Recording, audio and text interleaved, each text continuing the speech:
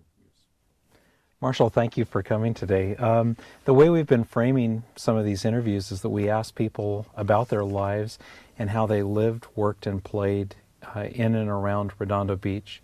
So if you could tell us to start with when you were born, when you moved to Redondo Beach or the area, and then kind of take us up through your childhood and your teenage years and then into adulthood. Be glad to. I was born, of course, in Portland, Oregon, Multnomah County, and lived there with growing till I was 3.5 when we moved to Southern California. And we came down here because my uncle, Clifford F. Reid, who developed Hollywood Riviera, came down here and started in the real estate business down here.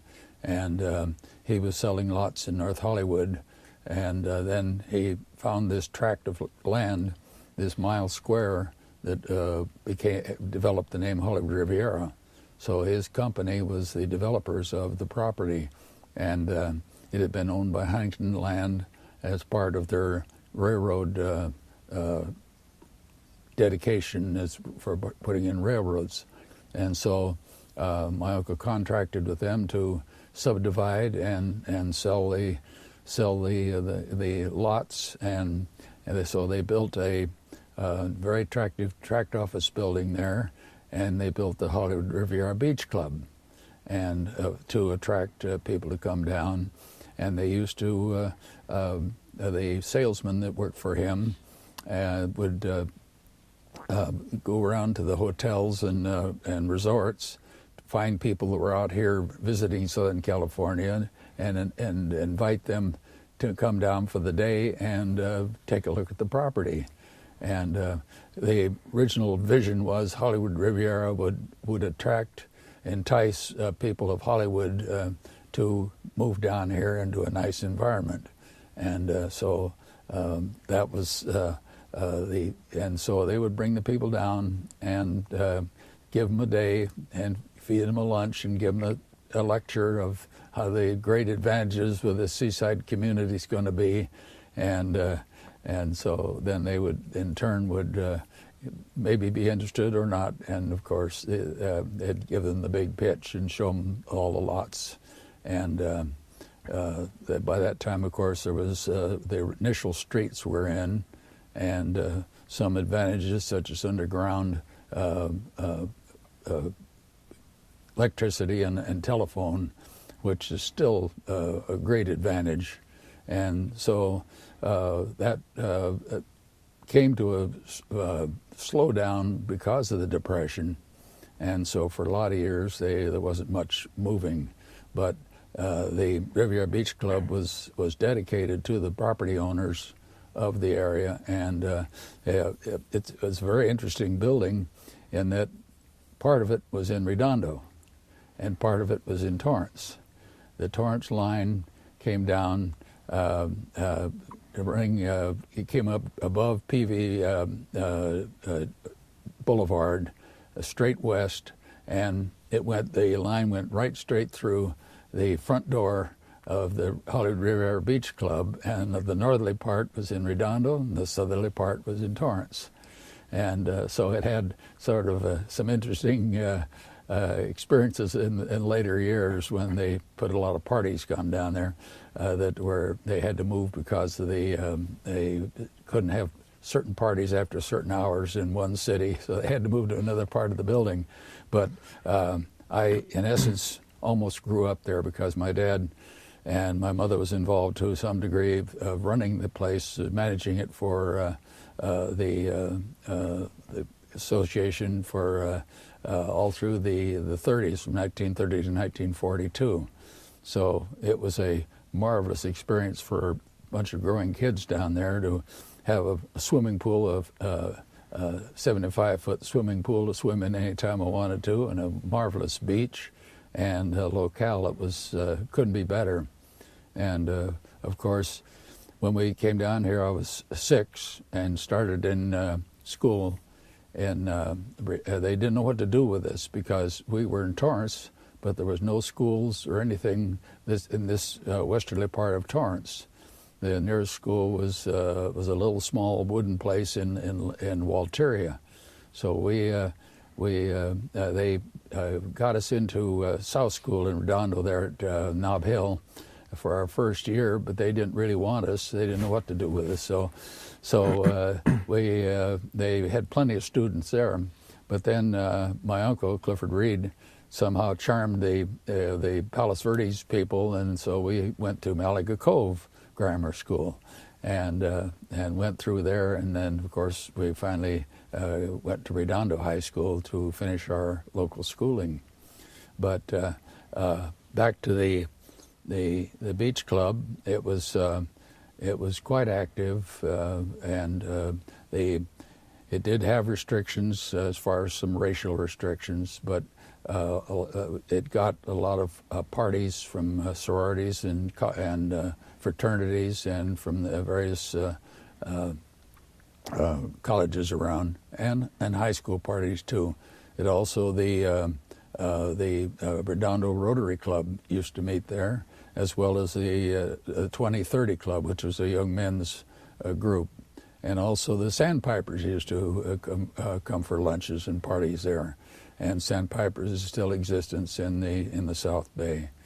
So the place was very well used for throughout the years that when I was growing up there. One of the greatest things that we had here was the red cars that brought people down to the beaches and to this area. And of course, the cars stopped the one long block into Redondo, which was Avenue I was the last street in officially Redondo, but Redondo had annexed about a quarter of Hollywood Riviera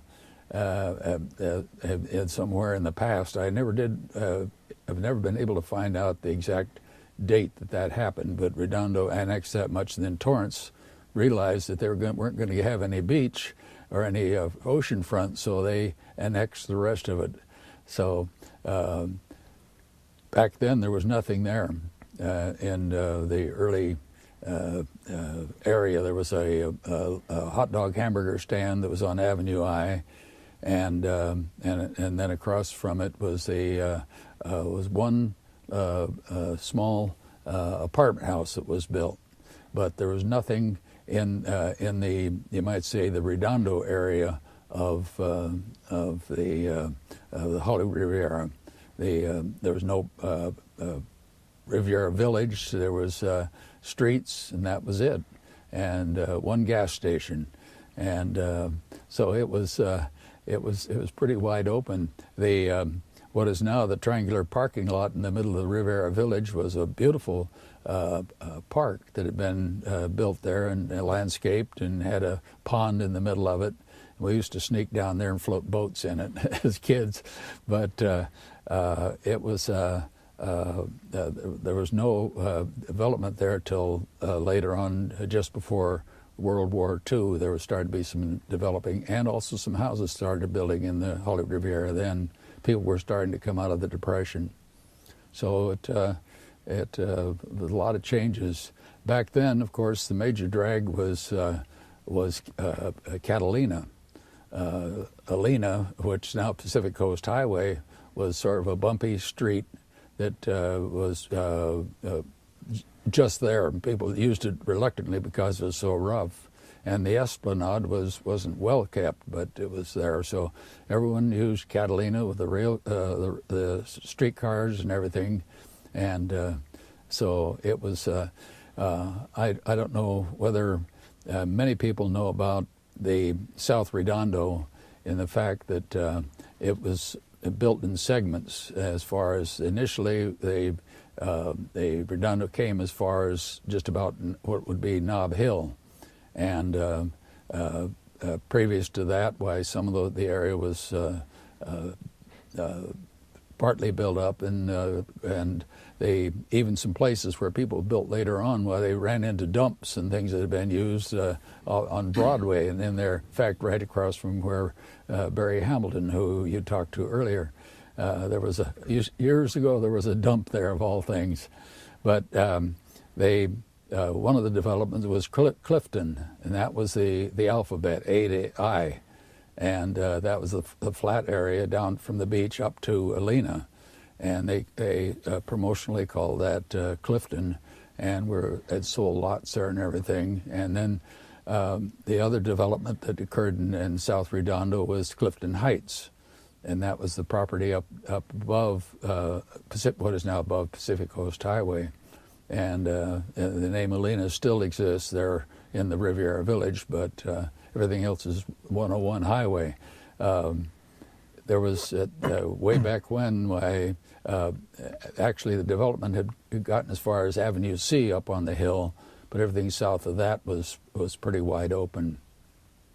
There was at one time there was a little pretty dry golf course that was up on top of that hill. As a kid, I think my uncle took us over there and we played golf there one time. And there was also later on in the late 30s, they drilled a well right up on top of the hill there and actually struck oil. And then there were some other wells that were down in the down what is now Seaside Ranchos. So Redondo had oil wells at one time in that area, as well as they've had later on along the front down here. So it's there's been a lot of changes, and of course the tremendous growth in the whole area, and the Riviera Village, and all the apartments and everything that are now, and the village that is there is very prosperous. Marshall, what year were you born? 1923. And then what was the first year that you came to the South Bay, to the Redondo Beach? We came to Redondo. We moved down here on August 1st, 1929. And do you remember where your family's first house was when they came to the South Bay? The house we moved into is what we built, and I've got pictures of it under construction. And where was that? Does it have an address today? And yes, is it still? It's 255 via Linda Vista, and I live next door. During World War II, the lots were nothing was moving, and the lot became available next door, and I bought it for $500, and moved in. I had enough money. Getting started and married and everything, we built the house in 1956 on the lot right next to where I grew up. So how much did your dad or your parents pay for the first lot in Hollywood Riviera? I don't know what they paid for the first lot, but the house was built was on two lots, and the house that was built on the two lots was a little over $8,000 to build the house at that time, and of course that was a lot of money. In 1929? Yeah. Now, your uncle's name was Clifford Reid? Clifford F. Reid, yeah. And how did he spell his last name? R-E-I-D. Was he the originator of Hollywood Riviera, yes, of where Riviera Village is today? Mm-hmm. Was that part of the development? He's the Hollywood Riviera, like I said, was owned by Huntington Land Company, which is a division of Huntington Railroad and so on, and he went to them and contracted to develop it. He had been to Europe and with my aunt and on their honeymoon, and they'd gone to the French Riviera, and he was impressed with the scenic setting there, and he was touring around trying to find property to develop when he had moved down here, and so he saw this place, and then he went to Huntington and hooked up with them.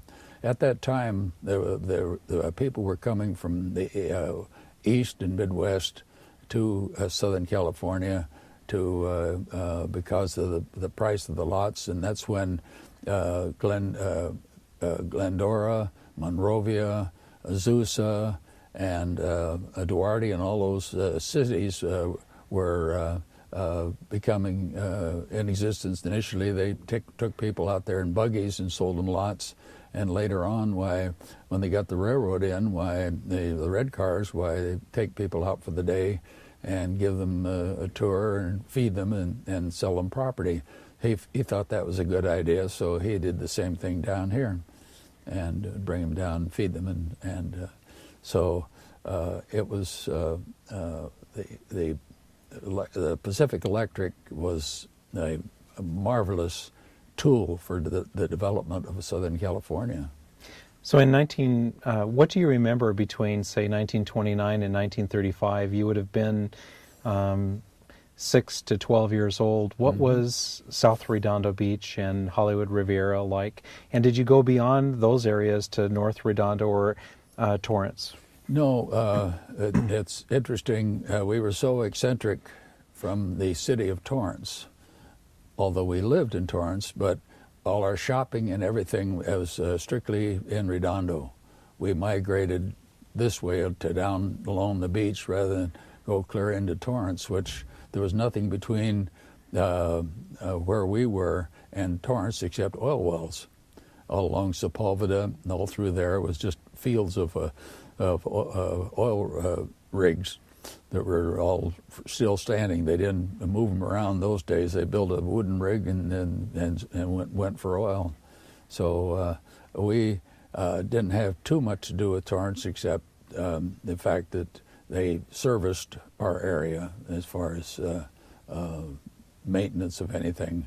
Although we were pretty, even then, we were pretty independent because we didn't have any fire equipment there. Eventually Torrance put a building up and put a fire truck there for our use. We had grass fires because we had a lot of open grass. And my dad was the fire chief and only one, and it's supposed to be a volunteer, and we'd go out and fight grass fires. And there was only one house over the years that in those days that ever had caught fire to be much of a problem, and the homes that were there were very well built, so there wasn't a high risk.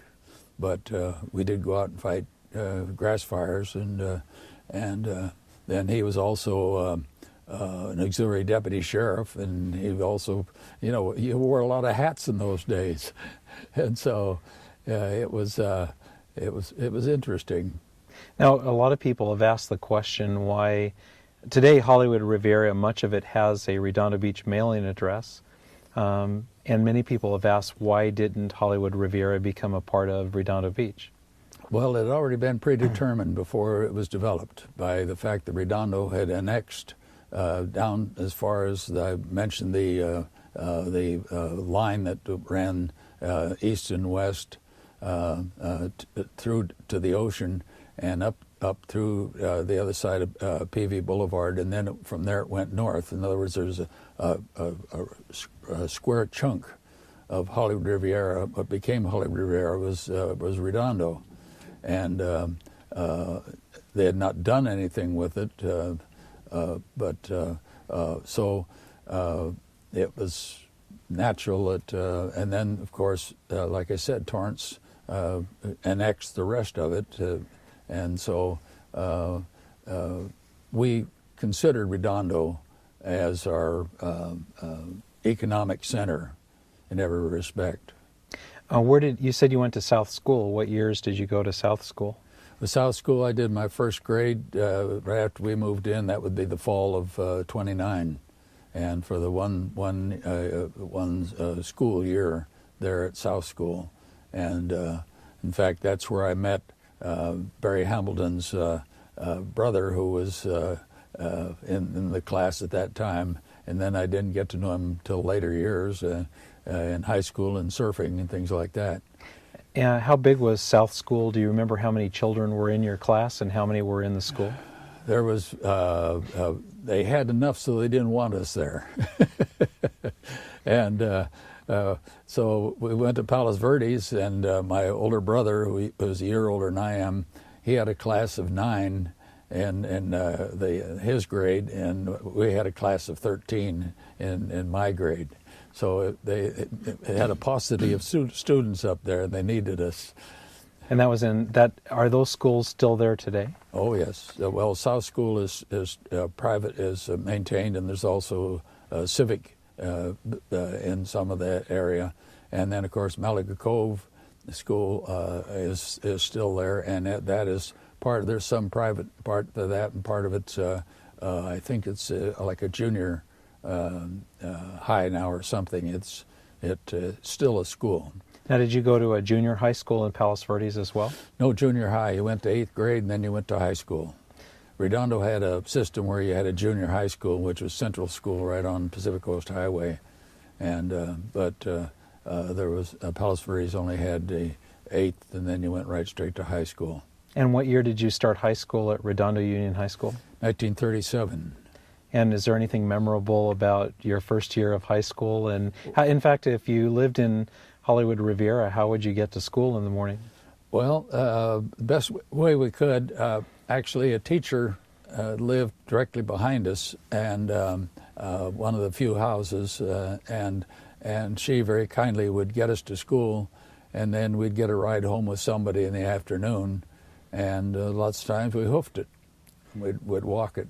And you talked about that today the current Pacific Coast Highway was called Elena. Elena, yeah. And it does continue for about 3 blocks from Pacific Coast Highway today to intersect with Catalina. Avenue I goes from there to, it goes over to Catalina, between Avenue I and Catalina as it wraps around the park, the parking lot now. It used to be a park. So from 1937 to, what year did you graduate from high school? 1941, and, just before the war. And when you graduated, in those years, those 4 years, did you play sports at Redondo? Or yeah, I was on the swimming team 3 years, varsity, and I didn't go out for any other sports because of the difficulty of getting to and fro, you might say, except as it was, why in the spring and before school ended, during the swim team, I'd have to walk from the school down to the Redondo Plunge, which is down there at the beach, the saltwater plunge, and then I'd walk from there home. So not only would you get the exercise swimming, but you get the exercise walking. So what do you remember most about the plunge, and what were the first years that you went to the plunge, say even before high school? Didn't have to because the Hollywood Riviera Beach Club had its pool there. I had a 75-foot pool that I had free access to any time I wanted, and a great swimming beach there too. So swimming was just sort of second nature, and in fact, I never swam in the old Redondo Plunge until I was in high school. So your father managed the Riviera Beach Club from 1930 to 1942. Correct. Can you describe the building and what it was like? Well, I've got pictures of it and everything like that. I probably should have brought a whole bunch of pictures down to show you, but I'll get a copy of the book I produced, and it's got a lot of pictures of a lot of the early houses and also the beach club, and it shows the tract office that was up there on PV Boulevard. So I have a whole lot of negatives that my dad had taken pictures of in the past, and I've preserved them. So, what do you remember most about the beach club, though, of the inside? We've heard that it had a ballroom on the Redondo side and a bar on the Torrance side. It had eventually later on, after the folks were not involved anymore, they changed it around, and during the war, a lot of the big beautiful furniture was missed. It got lost. During the war, it was everything was in limbo, because just south of the club, the military brought in 4 anti-aircraft guns right on the top of the bluff, what is now Torrance Beach, in the parking lot there, and they were firing at towed targets out over the water, and they and so it was shaking the stuffing out of the building because of all that vibration. So it took quite a bit to bring it back afterwards. But for the summer of 42, and then there, why the club was quite active, and they people that took over ran it for a while. And then, of course, after the war, they tried to get it up and running again, and it sort of slipped into a nightclub atmosphere, and there's a lot of activity going on there that wasn't the greatest. And so eventually, I think it was 1956 or just about there, that it caught fire due to people not doing good things. And so it burnt down, and that was a tremendous loss. And do you know if that's, we've heard that that's how the term burnout came about for the end of the Esplanade at Vista del Mar or Paseo de la Playa? That's burnout. That is the actual piece of property there and the steps. And so it was a great place for kids to grow up, just to have that clubhouse to be around. Now, was the beach club actually on where the sand is today, or was it above the sand? It was above the sand. Where the green park is now was the actual foot of the club, and had the locker rooms for the as part of the pool, and had a large patio in the center of it, an open space, and had rooms for rent for people to come and stay. It had meals.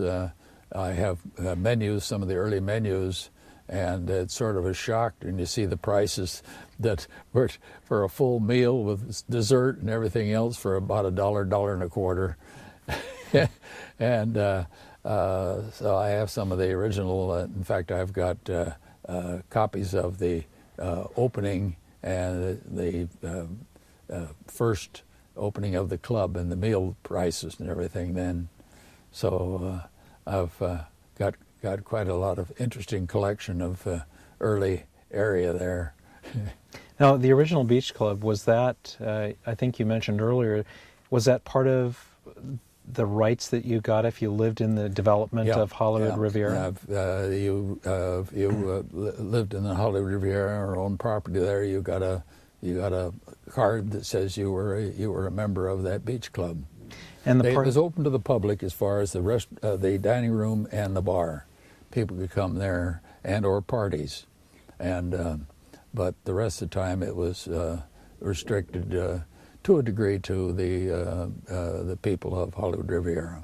And the parking lot to the south, what would that have? There's a municipal parking lot today. What was that? Dirt. There was nothing. The club sat out there by itself. There was nothing around it, and there was nothing. Clearly, got to Palos Verdes. The only thing was at the top of the hill at Palos Verdes in the 30s, there was a mule camp, horses and mules. They used the mules to do the grading and of the tract and maintenance of it. And there were some old buildings there that where that big apartment house is. And that was just before you enter Palos Verdes. There's that big apartment. That was a mule camp, and people lived there and took care of the mules. And there was even a farrier there that did horses and mules, shoes. So we used to walk home from Malaga Cove School and would go through the canyon and go over there and watch them shoe horses or whatever they're going on there. Now, did you have much opportunity to go to other parts of what's now known as Redondo Beach or North Redondo Beach? Never. North Redondo Beach then was it was wide open spaces. There wasn't that much out there. People had farms. They had goats, and chickens, and horses, lots of horses. And what is now was North Redondo. There wasn't much out there, and what is now some of the roads were not there. They were just dirt ways to get to here or there. There was North Redondo was sort of a backwash, as was West Torrance. Like I mentioned, that there was nothing but oil wells, and the people that lived on small pieces of property along what was along Sepulveda and all through there, and the whole area, what is Walteria, and all the area down there in Anza and all that, that was just big open fields, and the Japanese farmed that, and there was just nothing out there. The only thing that was out there was the most impressive thing is growing up. We had a very heavy wet winter, somewhat like we had this last year, and the runoff from all around settled there, and it was a very shallow lake from where the backside of where the shopping center is and everything there along Pacific Coast Highway, and from there clear over past where the airport is was just one big shallow lake. And that was in Torrance? That was all in Torrance, yeah. So that was very interesting. Of course, there was little lakes that would accumulate in other parts of Redondo and everywhere else, but you get a heavy rain before they had drainage. Because you look at North Redondo, and it's just a whole bunch of irregular hills, and being a sandy soil, they didn't have a big problem with drainage, but they still would lakes would collect on a wet year. You graduated from high school probably in June of 1941, and Pearl Harbor happened on December 7th, 1941. Yeah. What do you remember about Pearl Harbor and how it affected Redondo Beach or people here? Some very interesting things. I went in. Spent that summer out of high school. I worked at North American Aircraft when they got over their strike, and then in the fall I enlisted and went to a merchant marine seaman school up in Wainimi, and that I came home for Christmas. And Christmas Day, my dad was running the club there, and we were down there for dinner. And some soldiers had been stationed along the coast as coast watchers, and of all things, they were these young fellows were from inland and back in a state of Georgia, and had never really seen the ocean before. So there they were, and one of them came to my dad and said, "Sir, there's a unusual looking ship out there or something." And so he went on and took a look, and he says, "That's a Jap sub," and it had come up alongside a fishing barge that was there, an old wooden fishing barge, and there used to be fishing barges along the coast out there, and this was the southerly of the one, and so it was reported, and so we actually saw a Jap sub, and it started to go on out, and a small plane came over and dropped a bomb on it. And it didn't hit the sub, but I think it damaged it somewhat, is what they felt. But it did. It caused the barge to spring, so it went down, went awash, and the sub went out. And this is just getting quite before full dark. We could see a ship out there firing, so it was shooting at. They're very likely out there somewhere in the Redondo Canyon on that side. There might be a sub still laying out there, because it wasn't a big one, but it was here on our coast. It might have also been the same one that torpedoed the Absaroka, which was off Point Furman. And can you tell us a little bit about that? Oh yeah. Well, I can tell you, the family that I more or less grew up with, the Fields family up in Palos Verdes, had yachts, and they were over. This was the day before. This is the Saturday before Pearl Harbor. They were over at Catalina in the Isthmus with their yacht and with friends, and we'd go over there, and we'd always walk across the Isthmus over to the Cat Harbor side. And so they went for a walk, and they went over there, and here a submarine was sitting in there, and these people were swimming in the water and over on the beach. So as soon as these people saw the Field family that was walking over the hill, they all jumped and got back on that and took off. And that was a Japanese submarine, because they could identify the people as being Japanese. And so that sub was on our coast. And it could have very well been the same sub that hit the Absaroka, which was a lumber ship right off Point Furman. And she got hit in her number 4 hold, and I saw her when they were bringing her into the dry dock after they'd taken the good lumber out of her that was left after the torpedo. And what month and year was that the Absaroka was? That was right after the war started.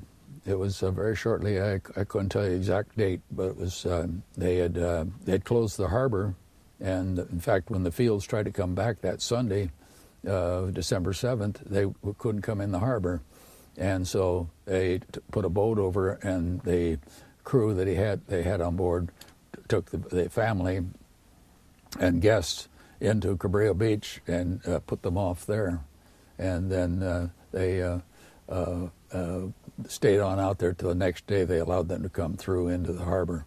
Now, what you've described is that one of these Georgia military, one of the men that had lived in Georgia looked off and said, "What's that?"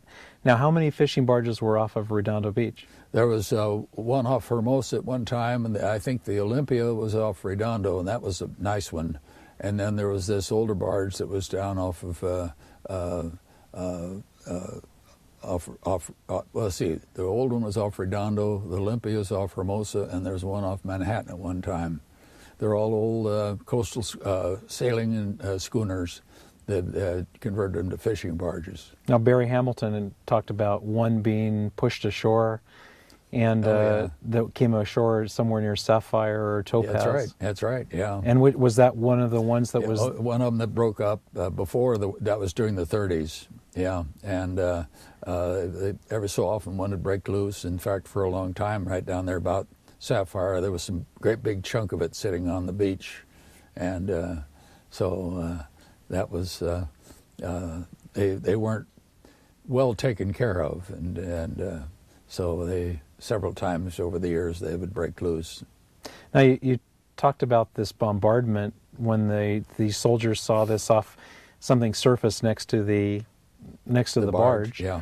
I've heard before about a cannon that was taken to the end of the pier. Was that during the same time, or was that something different? I never heard that. That might have been later on or something, because at the time things were pretty chaotic, and it was very early, of course, in the war to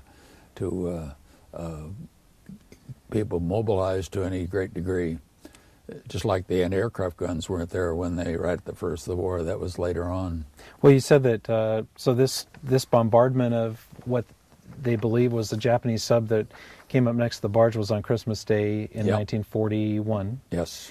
And then when was the flyover where they thought there were Japanese bombers that came over Los Angeles and Redondo Beach? I was gone. I was at that training school, and then I went on up to officer training school up in San Francisco.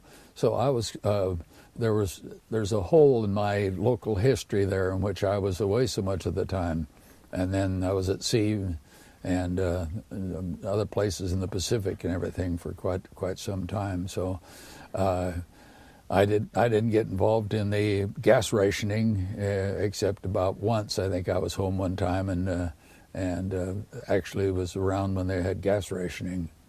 Now, I've heard stories. There was a man that lived in Redondo Beach until recently. He passed away, named Jack Kitchen, and they said that Jack Kitchen was in a cadet program for the Merchant Marine. Yeah. And there was something about them being off the coast. Now, did you hear? They thought that he potentially could have been the first prisoner of war because of that submarine that was off the coast. Did you ever hear anything about that? No, I knew Jack very slightly, and but no, there was no prisoners taken that I know of. I know that they did shell above Santa Barbara, piers and oil wells up there, and they tried to hit the tanks. And they fired some shells in there because I knew the Green family, and he was one of the executives of Signal Oil Company who had those piers and tanks that were up there above. It was called I can't think of the name, but it's just above Santa Barbara, and so the Japs were definitely here on our coast. Mm-hmm. When did they put the shore batteries in that you talked about, where they used to tow the boats?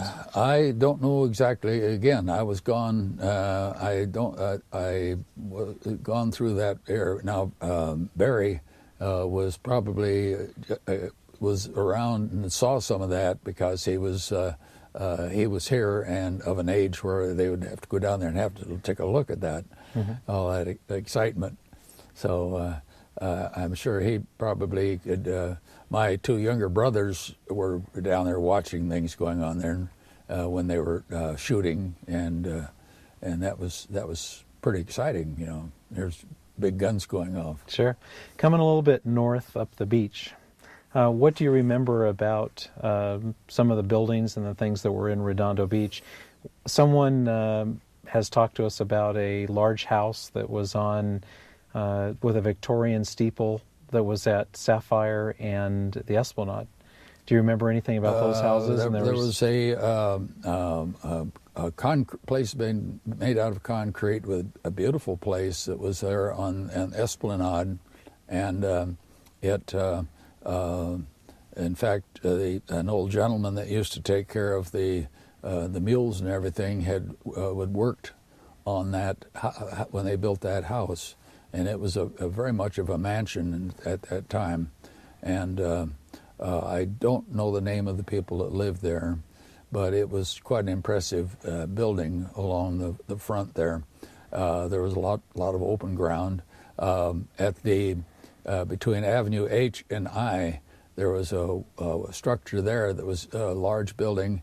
And when they were trying to figure what to do with us to go to school, my folks went down and took a look at it. It was a military academy, and the young kids were there with the uniforms on, and so that was a. But anyway, we didn't wind up there. We wound up Palos Verdes, but there was some very impressive buildings along the Esplanade. Now, do you remember anything about Irons Cottage or the Redondo Hotel? Were either one of those still there when you were a young man? No, the library that was there, and still the building is still there, was there at that time, and of course the Elks Club was part of the hotel and also the railroad facilities, and so they. But the hotel was right there, what is now what they call Veterans Park. And in fact, I got an aerial picture of the old hotel that I have accumulated. And Irons Cottage was just south of that. And it was would be just south of the parking lot there that is for the park there, the Veterans Park. And they served meals there, and I ate quite a number of times growing up. And it was the Mr. and Mrs. Irons were the proprietors. It was quite well known because there wasn't many restaurants around those days. It was very, very posh. So, but we were very fortunate because we had wide open fields to go run in and do anything we wanted. We had just east of us there was a stable with horses, and of course we had a great golf course up there in Palos Verdes. And my uncle Clifford Reid was an avid golfer, and so he used to drag us up there to play golf with him. And so we were awfully lucky kids growing up here. Now, did you caddy at the golf course? Never had to. Never had to. You were playing. I played, yeah. I didn't have to caddy, although I just recently went to a funeral of a friend that I've known since way back when. His brother died, and they grew up in the South Bay and went forever down to the Mulgrews, and so, but yeah, a lot of guys did caddied up there. Now, you talked about the fishing barges. But did you ever have any contact, or were you familiar with the gambling barges, like the wrecks and some of the Tango, others? yeah. I never I used to see the water taxis going back and front. Redondo at that time was rather a wide open situation, and there was some activities that were not too good were going on. It was a bad element running the front. A lot of games of chance, and it was sort of bordering on a honky tonk for a while there. And the barges and people going out. And what year do you think that would be when you said it was wide open? Well, that was the latter part of the 30s, and 1939 and 40 along in there. The wrecks and the Tango, and they took, I think it was the Tango, that just at the start of the war, they took her, and she'd been moved over off Long Beach as a fishing barge, and they brought her in, and they were going to convert her back to a sailing ship, which they were doing there on the East Channel. And I saw her the one time I was down there on the shore, and they loaded her up with lumber, and she went through off of Africa. She was torpedoed by a German raider. In fact, I almost was assigned to go on her for that trip. So she didn't sink because she was full of lumber, just like the Absaroka off of Point Furman. But I'm just awfully glad I wasn't on her, because it. Now, you're talking about the Tango. We've never heard about the Tango before. What kind of ships were these? Were they steamer? They were coastal sailing ships. They were coastwise sailing ships, and at the early time of when steam was coming in, they were hauling lumber up and down the coast, and that was and of course some were offshore. They were actually at one time were viable working merchant ships. Now, were these actually, when you say a sailing ship, did they both have steam power and sails? Or probably some of the early ones might have had, but when the barges were sitting out here, they didn't have any power in them that I ever knew about, unless they had a generator or two for electricity, but that was entirely separate than propulsion. But they're just old relics or hulks that they found a use for them by putting them out there, and then you could pay so much and go out and catch mackerel or whatever fish were running. Mm-hmm. Now, when you first came to Redondo Beach to shop in the 30s and the 40s, where would you go to shop if you were trying to buy clothes or anything for the home? We would buy some clothes locally, Ridgely, and there was two men clothing stores, and You said one is Ridgely? Ridgely, okay. Yeah, and there was we had two Woolworth and J.J. Newberry were the two five and dimes that were in Redondo and in town there. We had hardware store. Mr. Steele ran the hardware store, and you had the L.J. Arms a hotel there that was in the sort of the far end. And they had the Fox Theater, and I never did get to ride on. They had a roller coaster that was part of the facilities along the front. I never, just about the time that I could have gotten to an age where I could have ridden it, why it was in a pretty bad shape. Over the years they lost a lot of piers off of Redondo when the storms would hit and tear them up, and so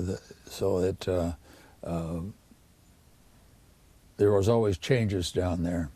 And along the front, of course, there was the ballroom and the swimming plunge and of course the wagon wheel restaurant and the taxi cafe, and there was a lot of. It was quite a center. It's a shame it's not there today, that they went and tore it all down and destroyed you might say, the intrinsic value of a city center. Now, were you old enough to where you would have gone dancing at the Mandarin? No, I never did. We, of course, high school dances, why we either had them at the, it was an off-campus thing, why it would be at the Biltmore in Hermosa, or the Hollywood Riviera Beach Club, and would be the best places to go. And rather the Mandarin had drawn some good quality entertainers there and dancing and everything. But by the time I was at an age that I might have gone down there, I was away. The war came. Mm-hmm. And that changed the complexion. Now, what year do you think that the Mandarin went away and the buildings associated with it? I don't know exactly. It was later on. I know they abandoned the swimming pool because, so most of those buildings, just about at the same time, were dismantled or went into disuse. We've heard a lot about the wagon wheel. What was that? It was a nice restaurant. It was a very nice restaurant to go down there and have a nice meal. They served good food, and had quite a good reputation. Now, do you remember any of the other restaurants? We've heard about the Hacienda that was on the south side of the pier. Something called... No, I didn't know the Hacienda. There was some restaurants on the pier. And there was one right at the two at the foot of the pier. I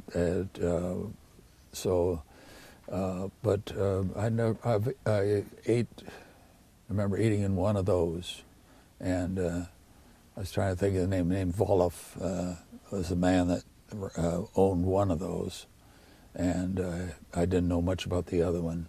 What do you remember about the boardwalk in Redondo Beach?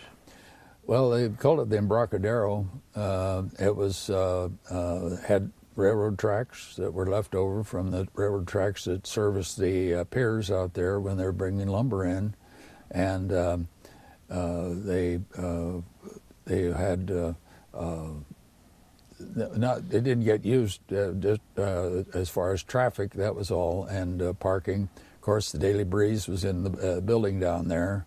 And downstairs, so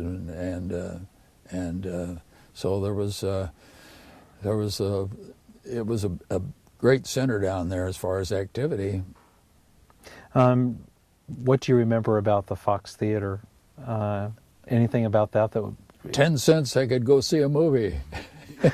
So you remember some of the movies that you saw there? Oh yeah, Saturday movies. You know, we got to see all the old Tarzan ones and some of the and any of the good old Westerners and good movies. We'd go to see the movies if we possibly could, as long as we had 10 cents.